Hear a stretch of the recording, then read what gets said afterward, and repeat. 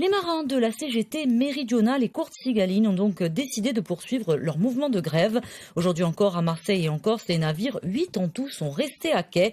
Il s'agit notamment de dénoncer, vous le savez, la concurrence jugée déloyale de pavillons étrangers en Méditerranée. Ce mardi, par ailleurs, une lettre ouverte a été envoyée aux actionnaires des 2 compagnies régionales, mais également au ministère des Transports.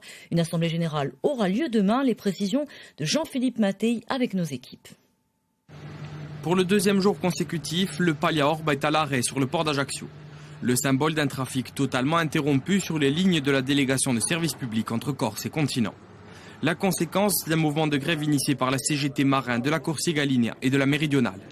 Craignant la généralisation des compagnies low cost, les grévistes dénoncent une concurrence déloyale de la part de GNV qui navigue sous pavillon international entre le port de Sète et l'Algérie. En clair, le droit du travail français ne s'applique pas à leurs salariés.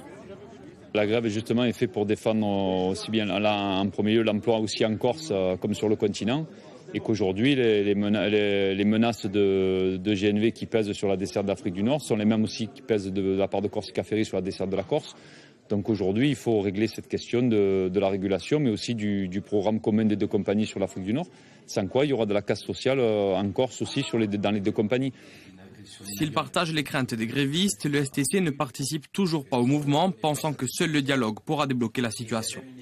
La CGT a voté la reconduction de la grève pour 24 heures lors d'une assemblée générale ce matin à Marseille. Les remorques resteront donc à quai encore ce soir, ce qui ne convient évidemment pas au syndicat des transporteurs.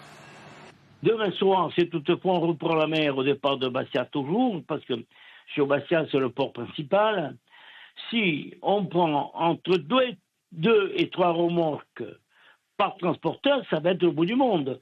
Il va nous rester 20 ou 30 remorques à chaque transporteur sur le port de Marseille. Une réunion aura lieu demain entre les transporteurs et l'Office des transports sur le port de Bastia.